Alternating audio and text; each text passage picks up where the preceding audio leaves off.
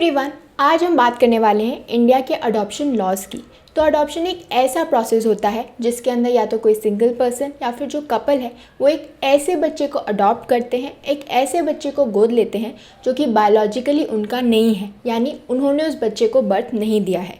और इस पूरे प्रोसेस में क्या होता है, जो उस बच्चे के एक्चुअल पेरेंट्स हैं, बायोलॉजिकल पेरेंट्स हैं, उनके जो राइट्स होते हैं वो टर्मिनेट हो जाते हैं और वो ट्रांसफ़र कर दिए जाते हैं उनको जो कि उस बच्चे को अडॉप्ट कर रहे हैं। इंडिया के अंदर जो अडॉप्शन लॉ है it is based on the religion of parents and the child, यानी जो अडॉप्टिव पेरेंट्स हैं और जो अडॉप्टिव चाइल्ड है उनका क्या रिलीजन है उसके ऊपर ही अडॉप्शन लॉ जो है बेस्ड है। लेकिन ऐसा नहीं है कि सारे अडॉप्शन लॉज जो हैं वो रिलीजन से ही चलते हैं, ऐसा नहीं है। हमारे पास एक ऐसा भी लॉ है जिसमें रिलीजन का कोई लेना देना नहीं है। बच्चा किस रिलीजन का है या पेरेंट्स किस रिलीजन के हैं इस बात से फ़र्क नहीं पड़ता है, ये गवर्न करता है अडॉप्शन प्रोसेस को इररिस्पेक्टिव ऑफ रिलीजन। तो ये तो हमने समझ लिया कि अडॉप्शन क्या होता है और ये जो पूरा प्रोसेस है ये किस किस चीज़ों से गवर्न होता है। लेकिन ये जो अडॉप्शन है ये भी कई तरीके का होता है। जैसे कि पहला टाइप है डोमेस्टिक अडॉप्शन। तो इसके अंदर क्या होता है, जिस बच्चे को अडॉप्ट किया जा रहा है वो आपकी खुद की कंट्री से है। सेकेंड है इंटरनेशनल अडॉप्शन। इसके अंदर जिस बच्चे को अडॉप्ट किया जा रहा है वो किसी दूसरी कंट्री को बिलोंग करता है। Third is open adoption. जब हम अडॉप्शन प्रोसेस की बात कर रहे थे तो मैंने आपसे कहा था कि जब किसी बच्चे को अडॉप्ट किया जाता है तो उसके जो बायोलॉजिकल पेरेंट्स हैं उनके राइट्स टर्मिनेट हो जाते हैं, उनके राइट्स ख़त्म हो जाते हैं और वो राइट्स ट्रांसफ़र कर दिए जाते हैं टू दी अडॉप्टिव पेरेंट्स। लेकिन ओपन अडॉप्शन में ऐसा नहीं होता। इसके अंदर अलाउ किया जाता है सम डिग्री ऑफ कॉन्टैक्ट और communication between the birth parents and the adoptive parents. और ये जो ओपननेस है ये कितनी होगी ये वेरी करती है from adoption to adoption. Fourth is closed adoption. इस केस में क्या होता है, देयर इज नो कॉन्टैक्ट और exchange of information between the birth parents and the adoptive parents. और जितनी भी आइडेंटिफाइंग इन्फॉर्मेशन है उन्हें सील किया जाता है, यानी वो इन्फॉर्मेशन अवेलेबल नहीं होती। And there is no contact, यानी बच्चे को या फिर जो अडॉप्टिव पेरेंट्स हैं उन्हें कभी ये पता नहीं चलेगा कि बर्थ पेरेंट्स कौन थे। And last is the foster care adoption. तो बहुत सारे लोग जो है फॉस्टर केयर सिस्टम से बच्चों को अडॉप्ट करते हैं। ये वही सिस्टम है जहाँ पर जो बच्चे हैं उन्हें अपने बायोलॉजिकल फैमिलीज़ के पास भेजा नहीं जा सकता due to safety concerns. So these are the different kinds of adoptions जो कि हमारे पास अवेलेबल हैं। अब हम बात कर लेते हैं उन लॉज की जो कि इस पूरे अडॉप्शन प्रोसेस को गवर्न करते हैं। तो it includes the juvenile justice care and protection of children act 2015, Hindu adoption and maintenance act 1956, guardians and wards act 1890 and CARA which is the central adoption resource authority. अब अगर आप किसी भी बच्चे को अडॉप्ट करना चाहते हो तो दो प्रोसेसेस अवेलेबल हैं, एक तो है रिलीजियस वाला और एक है नॉन रिलीजियस वाला। तो सबसे पहले हम बात कर लेते हैं नॉन रिलीजियस लॉज की।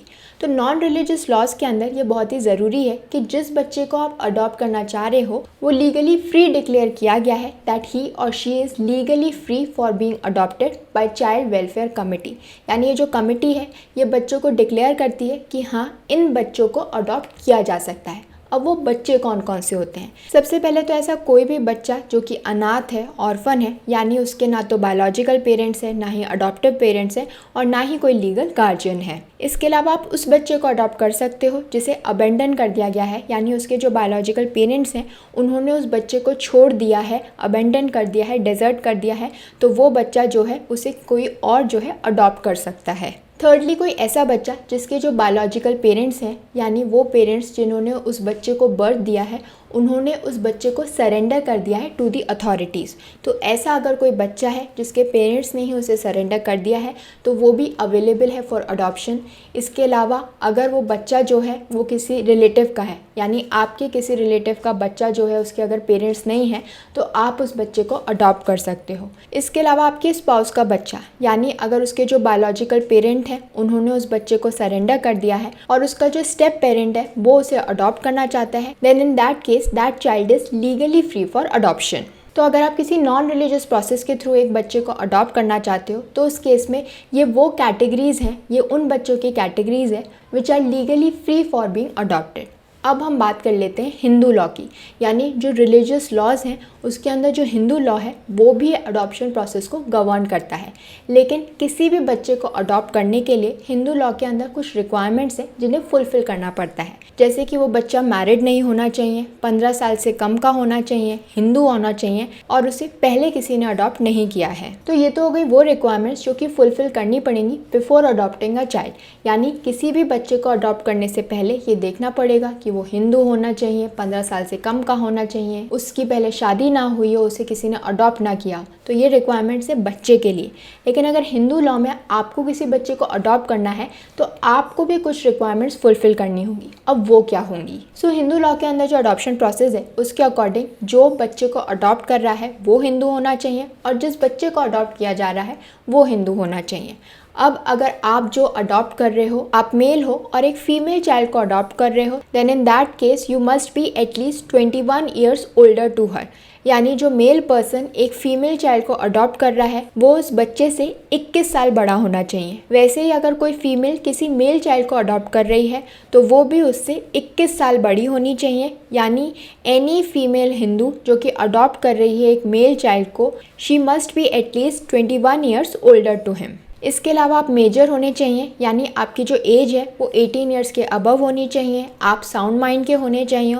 इन केस आप मैरिड हो तो जो आपका स्पाउस है उसकी भी कंसेंट होनी चाहिए वाइल अडॉप्टिंग अ चाइल्ड।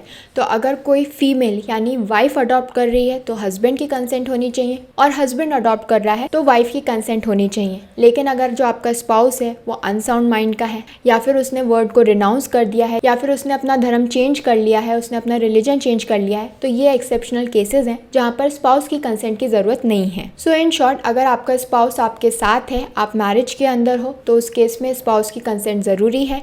अगर आपकी सिर्फ एक वाइफ है तो उसी को अडॉप्टिव मदर कहा जाएगा।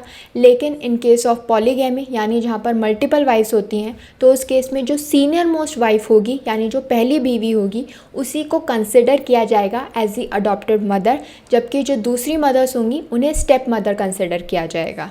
और अगर हम सिंगल अडॉप्टिव पेरेंट की बात करें तो उस केस में जो भी पर्सन जो है सिंगल है, अनमैरिड है या फिर विडो है तो वो बच्चे को अडॉप्ट कर सकता है, ये अलाउड है। और अगर बाद में वो किसी और पर्सन से शादी करता है तो इन दैट केस जिस भी पर्सन से वो शादी कर रहे हैं वो जो इंसान है वो उस बच्चे का स्टेप पेरेंट कहलाएगा, यानी स्टेप फादर या फिर स्टेप मदर कहलाएगा। अब हम बात कर लेते हैं उन लोगों की जिनके पास ऑलरेडी बच्चे हैं और फिर भी वो अडॉप्ट कर रहे हैं, तो उनके लिए क्या क्या रिक्वायरमेंट्स हैं। तो अगर आप किसी गर्ल को अडॉप्ट कर रहे हो, किसी बच्ची को अडॉप्ट कर रहे हो, तो आपकी खुद की अपनी हिंदू डॉटर या फिर ग्रैंड डॉटर नहीं होनी चाहिए, यानी बायोलॉजिकली और बाय अडॉप्शन आपकी खुद की लिविंग हिंदू डॉटर और ग्रैंड डॉटर नहीं होनी चाहिए। और अगर आप किसी लड़के को अडॉप्ट कर रहे हो तो उस केस में आपका कोई भी लिविंग हिंदू सन या फिर ग्रैंडसन और ग्रेट ग्रैंडसन नहीं होना चाहिए। इन शॉर्ट, अगर आपकी खुद की अपनी लिविंग कोई डॉटर है तो आप किसी लड़की को अडॉप्ट नहीं कर सकते हो, और अगर आपका अपना खुद का बेटा है या फिर ग्रैंडसन है तो उस केस में आप किसी बच्चे को यानी किसी लड़के को अडॉप्ट नहीं कर सकते हो। तो ये तो बात हो गई हिंदू लॉ की, यानी अंडर हिंदू लॉ अगर आप किसी बच्चे को अडॉप्ट करने जा रहे हो तो ये सारी रिक्वायरमेंट्स चेक करनी पड़ेंगी।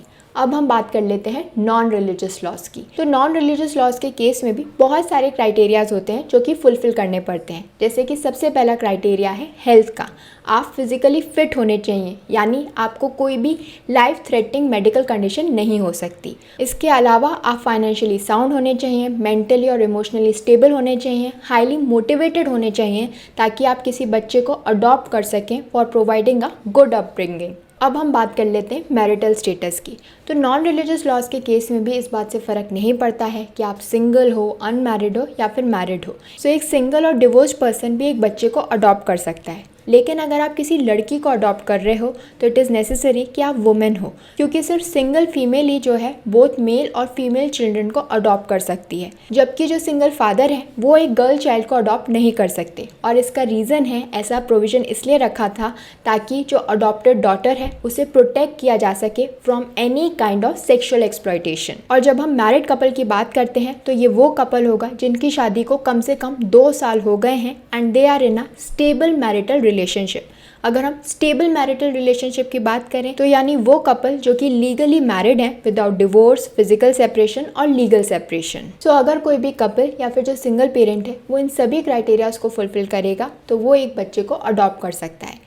लेकिन अगर किसी कपल के ऑलरेडी एग्जिस्टिंग बच्चे हैं, यानी ऐसा कपल जिनके ऑलरेडी 3 बच्चे हैं, तो वो फर्दर और बच्चे को अडॉप्ट नहीं कर सकते अनटिल एंड अनलेस अगर कोई ऐसा बच्चा है जिसकी स्पेशल नीड्स हैं, या फिर कोई ऐसा बच्चा है जिसे ईजिली कोई भी अडॉप्ट नहीं करेगा, या फिर अगर वो बच्चा जो है उनका रिलेटिव है किसी तरीके से, या फिर वो स्टेप सन है या स्टेप डॉटर है, तो उस केस में ये जो बच्चे हैं आफ्टर 3 भी अडॉप्ट किए जा सकते हैं। अदरवाइज़ अगर एक कपल है और इनमें से किसी भी कैटेगरी में वो बच्चा फॉल नहीं हो रहा है तो 3 बच्चों के बाद, एग्जिस्टिंग 3 बच्चों के बाद फर्दर बच्चे अडॉप्ट करना अलाउड नहीं है। अगर हम एज डिफरेंस की बात करें तो नॉन रिलीजियस लॉज के अंदर जो एज डिफरेंस है वो ज़्यादा रखा गया है, विच इज़ 25 ईयर्स। यानी जो बच्चा है और जो अडॉप्टिव पेरेंट्स हैं उनके बीच में कम से कम 25 ईयर्स का डिफरेंस होना चाहिए। और जब एज डिफरेंस काउंट किया जाता है तो जो प्रोस्पेक्टिव अडॉप्टिव पेरेंट्स हैं उनकी कंबाइंड एज काउंट होती है for deciding their eligibility to apply for adoption of children from different age groups. लेकिन इसके अंदर भी एक्सेप्शन है, यानी अगर वो बच्चा इन एक्सेप्शनल केसेस में आता है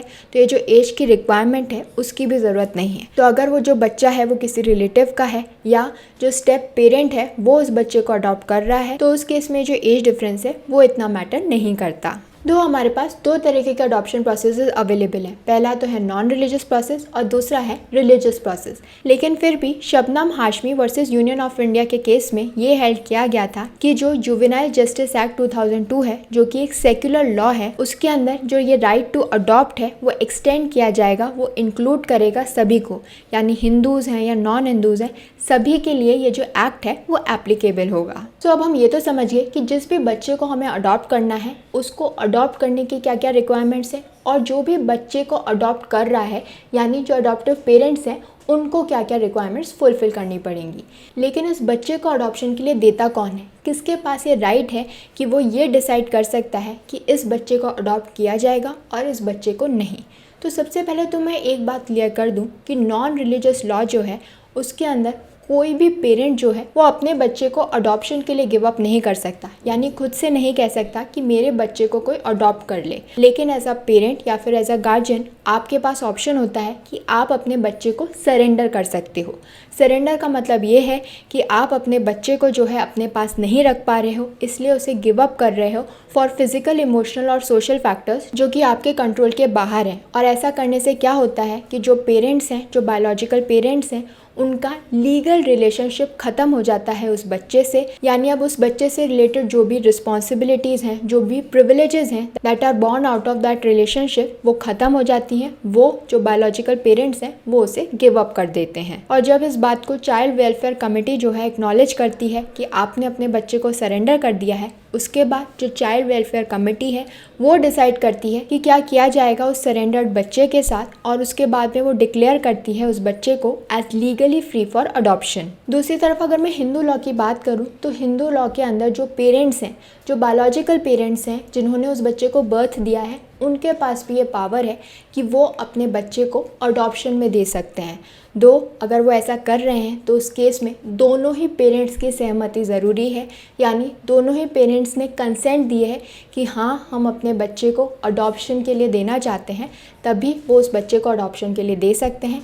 लेकिन हिंदू लॉ के अंदर ये पावर जो है पेरेंट्स के पास होती है, जबकि जब हमने नॉन रिलीजियस लॉज की बात की थी तो उस केस में पेरेंट्स के पास, बायोलॉजिकल पेरेंट्स के पास इस तरीके के राइट्स नहीं होते हैं। तो हिंदू लॉ के अंदर जो बायोलॉजिकल पेरेंट्स हैं वो अपने बच्चे को अडॉप्शन के लिए दे सकते हैं, बट उस केस में जो है दोनों ही पेरेंट्स की कंसेंट होनी चाहिए। फॉर एग्जाम्पल जो कौशल्या है जो कि राम की मदर है, वो अपने बच्चे को जो है अडॉप्शन के लिए देना चाहती है। तो अब उस केस में जो रामा के फादर हैं, जो बायोलॉजिकल फादर हैं, उनकी कंसेंट बहुत ज़रूरी है।